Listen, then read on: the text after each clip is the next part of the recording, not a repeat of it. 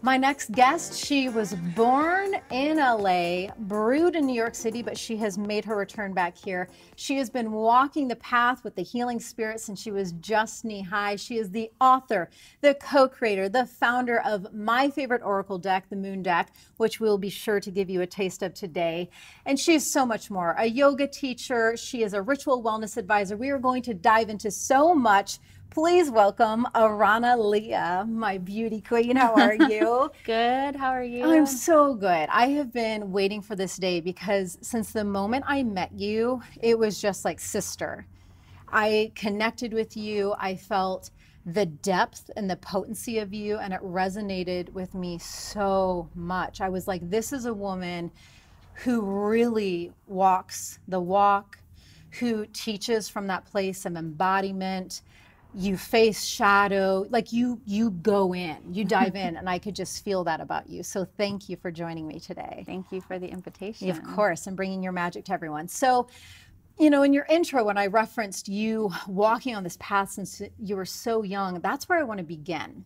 I find that really interesting that when I was reading about you, you mentioned that from the time you were 4 years old, you started to understand your connection to source and to spirit. So can you elaborate on that a little bit, please? Yeah, I don't know if I understood it, maybe at the forefront of my awareness, but I think I believed and felt a presence that was greater than mine. I felt... And when did this presence come in? Like when, was there a catalytic moment to it, or? Well, I think part of it is my mom she passed away in March, but she has always been very, very spiritual. Whether or not she's been able to find ways to bring that into her life was a different story. I think she struggled with that, but she always nurtured and fed that side of me and taught me a lot about it at a young age. So I think it certainly started there, but I just had a natural curiosity I would literally, so my father's Jewish, and I was raised with Judaism primarily, but my mom was raised Jehovah, but became a Buddhist, but we celebrate Christmas. Wow. And then, whoa, all the multi-dimensional. Yeah. Okay. And I would even like sleep at friends' houses, be like, what do you guys do on Sundays at church? And I just had this curiosity to like, I was like, as soon as I learned about tongues, I was like, I'm going to make up my language to connect to spirit. And I would just make up languages when I was scared. Wow. And so I think it started off as just a normal curiosity. I had a pretty active imagination. Like I said, would make up languages or would think I could like put my hands on people and pull out negative energy. But I think a lot of it might have stemmed from, there was a bit of chaos growing up. And when I was 4 is when my parents started to split, and that was a quite loud time. And I think in some ways, when children are scared, our imagination wakes up quite a bit. And I think there was a little bit of that, and I think some of it is just my nature. Well, the other thing too that just hit me, it's almost like our soul goes into, even if it's like unconscious and we aren't totally clear as to why it's happening, our soul begins to activate in this like protective measure, because I can look back in my childhood and some of the more, traumatizing things that I was going through, and how my soul was having me read from the time I started reading like books on metaphysics and the healing power of colors. And I didn't really understand why, but I think it was my soul trying to keep a healing essence through some of the more chaos and suffering. So definitely. Yeah. And I liked collecting crystals from really young, and I would pretend I could have out of body experience. So I think, like you said, it's just the spirit coming in, and I think my soul is really strong and wanted to protect me. And I think it was fed by my mom and my brother and the kinds of friends I attracted, and just even the movies I watched. I was always into like the very magical, the occults, or like the good, like the witchy movies. Totally. And things like and as soon as I saw one, I was like, I can do that. And and so, did you keep this essence alive throughout the entire course of this lifetime, or was there ever a gap where, because I know that I had these gifts more activated at a younger age. Then through different comments about my light or my exuberance, I kind of like built a shell where I blocked off some of my gifts, and then I re-emerged? Or was it always been a constant for you? I think it's more or less been a constant undercurrent in everything. I've always felt a connection to that. I don't feel like I've had like drastic shifts in kind of the style in which I am in the world, but I did shove some of that down for sure. And I was very sensitive growing up, and everyone did the best they could, but I wasn't taught how to use that. I was told oftentimes, Aarona, you're so sensitive, stop being so sensitive. And it, of course, at the time would come out in emotions or whatever. So I think I was like, okay, I'm too this, I'm too much, I'm too sensitive. Yes, and so this too much. weird thing of being too much and not enough all at once started to create a funny thing. And I think from that, eating disorders developed, control issues developed. And what do you think was the root of why it manifested into an eating disorder? I know control is a piece of it, but was it? I think self-worth and body dysmorphia, and I guess there's even a root to all of that.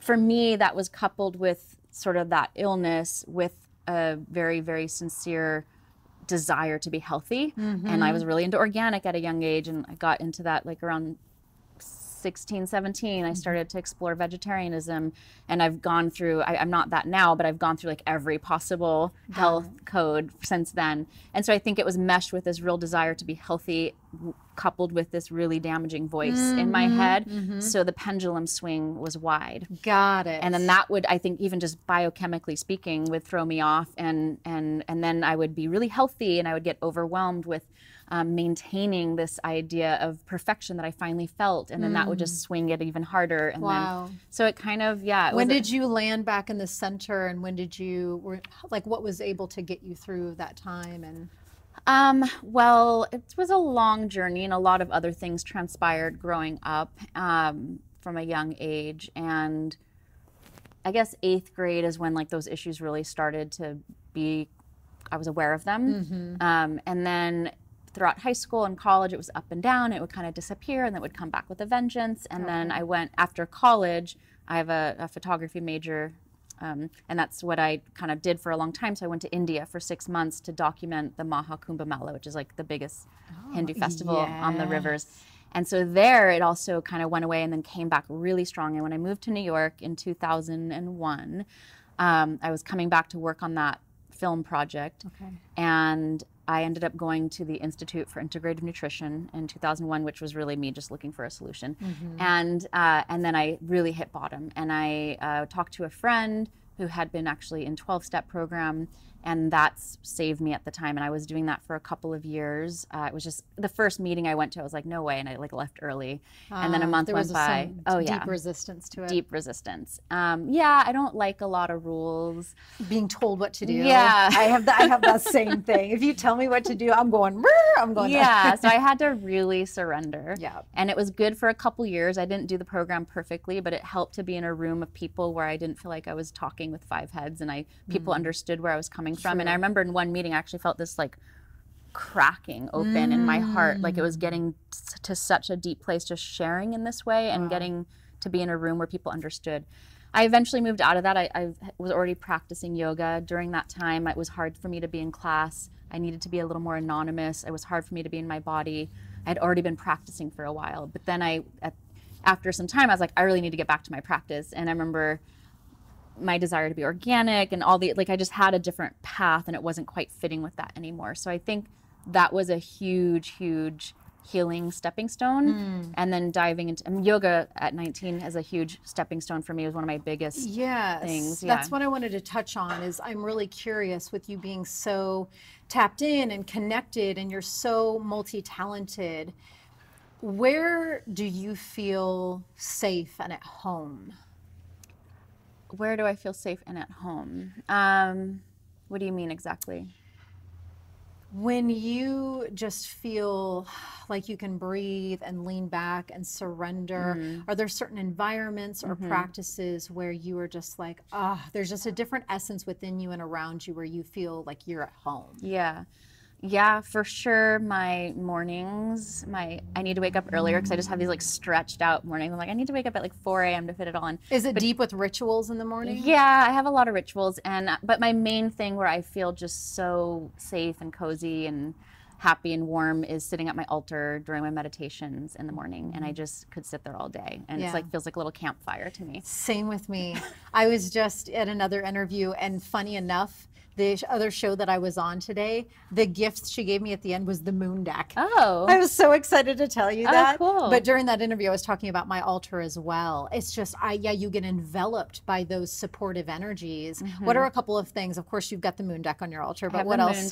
I have a lot of crystals, which, like I said, I've been a collector for so long. But I have a lot of crystals, and I try to change it up. Sometimes it's just sort of spread out in no particular order, and lately I've been really creating grids and with a specific intention.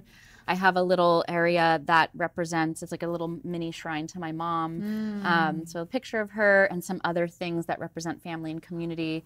And then I have my burning smudge things, and I have my candles, and usually I work with an intention candle, which is a ritual in the moon deck.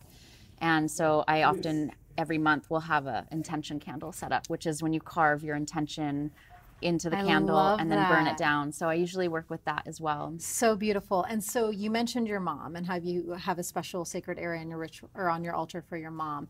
And so I want to talk about the year from 2016 to 2017. I know that was one that was really pivotal, a lot of massive defining moments for you during that time. Can you share a little bit about what you faced in that time? Yeah, I feel like I'm still kind of going through the motions, but I'm definitely in this more integrative space now. And I think through this time, I did some workshops on this where there was this little map that's like intention, transition, integration. And I feel like we set intentions and we don't always know what's coming. It's like really exciting to set them because you're already connecting to the outcome. Yes. And then the transition takes place. You're like, oh. Oh my gosh. And remember where you're going next, but can we talk about that? I want to elaborate in that phase. I always explain to people that when you set that intention, trust and know that whatever is standing in between you and that desired outcome, you're going to have to come face to face with it to reckon it so you can transcend to get there. And so I always want to just let people remember that when that stuff starts to come in, you're on the right track, but you got to keep going. It's scary though. Yeah. I mean, I guess some changes are less scary and more graceful and light. There's definitely those changes in our life, and then some are deeper and darker, and that's certainly what I've just went through. And so now I feel like I'm at this integrative space where I'm feeling nourished by the experience now. And I was very committed to remaining curious and teachable and asking for support. And so what this past time has been is going through a divorce from my ex, and it was unexpected. We had our ups and downs, but the way that it transpired was unexpected. And that was extremely heartbreaking. It brought up the most guttural healing and fears. Like that was so deep, so deep. And I don't even know if it was all from this lifetime. I think some of it was my mom's, but it just like unearthed, shook up the foundation where like these, it sounds a little abstract, but like these different voices sort of got untethered from what seemed whole, that like I was like, oh, I don't want that anymore, and that's not actually me. Wow. And so it was so discombobulating. Very discombobulating. Wow. It disturbed like my whole system on every level. So, but it was necessary. Sure. Yes. And yeah, I'm still kind of tying up the final pieces of all of that, but I feel if I just like put the story aside and I was in New York for 18 years and I've left there to come back home to LA when this all happened. I was looking for a place in New York, but everything in me was like, no, you're going to sign another lease and be here for like another 5 years. Like, gotta break the you've been cycle. on the 2-year plan for 18 years. The like, vortex of New York is no joke. I know. So I came here for a 3-month trial. So that happened, and I moved out. And I decided to just sublet and put my stuff in storage and not dive into anything, which was scary, but the right decision 100%. And then my mom passed away unexpectedly a few months later. So 2 unexpected life-changing moments. Yeah. Wow. And I was like literally on the phone with my older brother while he got the call, and we were talking about how to she was getting older and like what to do, and we got this call. So then I left New York a week earlier than planned to go to Colorado and handle her affairs. And I feel her spirit all the time now. And we work together. Let's hold space. All What's the her time. name? Marcel. Hello, Marcel. Yeah. Yeah, she's a powerful mama. She struggled in this life big time. Yeah, probably because she was so gifted and I think open. so. I didn't know how to channel it. And, but when she passed away, two big realizations was that all the resentment that we can carry towards our loved ones, like, just meant nothing anymore. It just was like, it just dissipated. And the other thing was just how sacred all of it is, like all the tough stuff, all the good stuff, all the shadow, all the light that she was for me as a teacher and mom in this life. Like, all of it suddenly became extremely sacred. Yes, And I so felt those a muscle two- twitch on that. Yeah, those two things, I was like, whoa. And then, of course, in life, real time living with others, I still have to, like, learn it all over again. Yeah, wow. Well, you are definitely, as you said, you're coming out of that phase with, I'm sure, a heightened framework and a perspective, and I would guess that you're feeling even more embodied in your own potency and richness, and I don't know, I'm sure a fullness has become to envelop you after going through everything you've been through in that year. It's feeling good. Like I said, if I just kind of put that aside, you know, you mentioned this, I think, in the beginning when you introduced me, and how deep I can go. Yes. And I can go very deep into feeling. And there's plus and minuses to that. And I'm Indeed. And a lot of the teaching that I do through the moon deck is all about, like, okay, let's feel. I'm not a person who's like, in order to be positive in life and spiritual, you have to not feel your real emotions. You have to feel them. Because any great spell only comes to life because it's charged with pure emotion. Absolutely. Right? Like, it's like charged with, like, feeling. So I think it's like we go through those motions, but we don't get so pulled into the quicksand, or we notice the downward spiral quicksand, and, like, then it becomes an indulgence. So how do we stop a little bit sooner and be like, I need to call someone right now? For me, it was my older brother all the time. Or pick a card, or go outside, or somehow disturb this thing that's happening. The grace and the navigation system shifts the more that we understand, like, and trust ourselves to deal with the full range of those earthly emotions. Totally. So let's dive into the moon deck. Okay. You know my deep love for this deck. I use it every single day. It played a role. I write the monthly energy forecast for Well and Good, and it was after meeting you and you blessing me. I got your Mama Moon deck because you forgot it, and you're like, "Oh, I'm gonna give you mine." I was like, "Yes." I swear this happens with, like, powerful women. I carry a deck with me constantly, and I have to, every few months I have to give it to someone, because I'm like, this is not mine anymore. This is theirs. So I had that deck, and I was like, I guess I'm giving you my deck. And it happens all the time. I feel not all the time. It happens rarely, but it happens, like, to certain women. Well, I feel very honored that I got yours. And now this is your new one that you took as your mama deck, right? I finally found my box. I love it. So let's dive in. I would love for you to pull one or two cards for our viewers, whatever you feel called to pull. Okay. And I'm going to hold space for you as you do it. So it comes in this magical box. Yes. It's like a little treasure chest. It is. We wanted something, like, sacred and enchanting that you could leave out and not just shove away into a library, you know, just like that. It was beautiful. And then I will shuffle. I love that we're able to see how the co-creator and author of the deck gets to, how you work with it yourself. Because we all have different styles. There's so many different styles to card reading and pulling. I knock on mine. I shuffle until the card will, like, fly out of the deck or express very clearly, like, this is the one. And so I'm enjoying watching. Sometimes I like to knock or blow on it too. I like to do the overhand shuffle just because it takes better care of the cards. And it's just become a habit for me. And it doesn't, like, flip them in all directions. All right. What does the moon deck want to tell us today? Yes.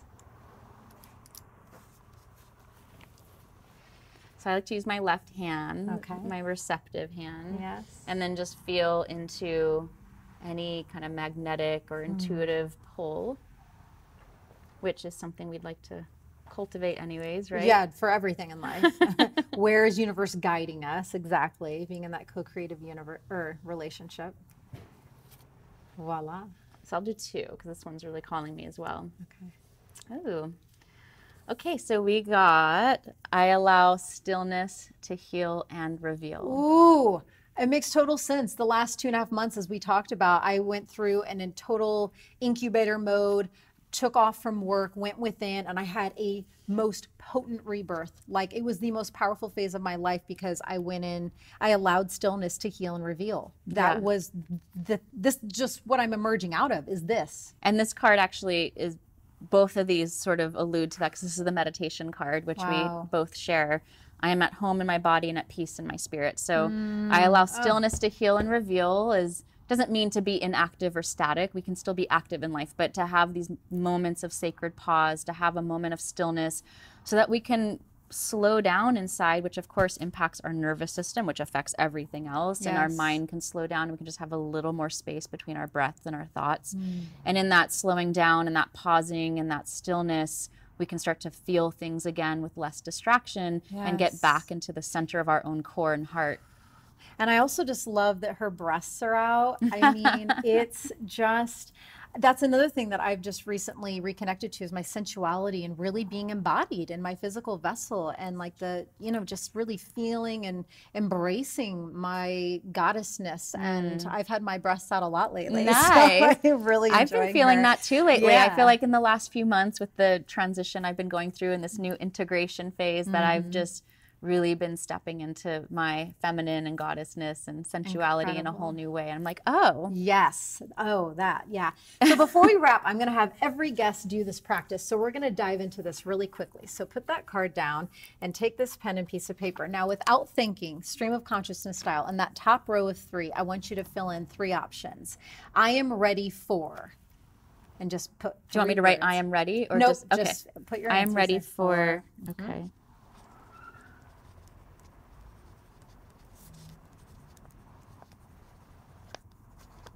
Just 3? Yeah, just 3. Yep. First 3 that came to your mind. And now the next section, I am worthy of feeling.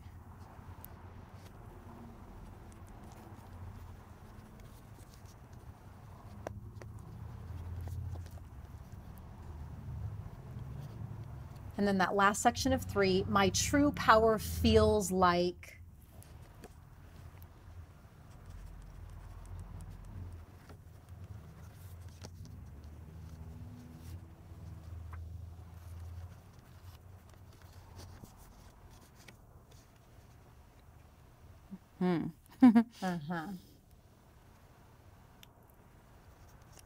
And then that last line at the bottom, I could just, if I can describe myself in one word, it is. Okay, now go to the top row, circle 1. Just circle 1 intuitively. Boom, circle it. Second row, circle 1. Third row, circle 1. Okay, now hand me your card. Okay, so this is your mantra statement. I am ready for prosperity because I am worthy of feeling vibrant. I allow my true sparkly power to be embodied because I am soulful. Amen. Aho. I always like to give, this came to me one day before a practice, and I was like, these are kind of like spiritual Mad Libs, like soul reboot libs. Totally. So that's my thank you for coming on the show today with me and spending time and just sharing your creation. You're so talented, and where can people find you to dive more into your amazingness? Thank you. Yeah, you can find me online on Instagram. I'm Aarona.Lea, AARONA.LEA, or _moondeck. Okay. And same thing with the websites, AaronaLea.com, themoondeck.com, and I'm currently teaching classes at Wanderlust in Los Angeles. And highly recommend it all. Yeah. Thank you so much, Queen. Thank you Love, so honor, much. Respect you. You too. Thank you.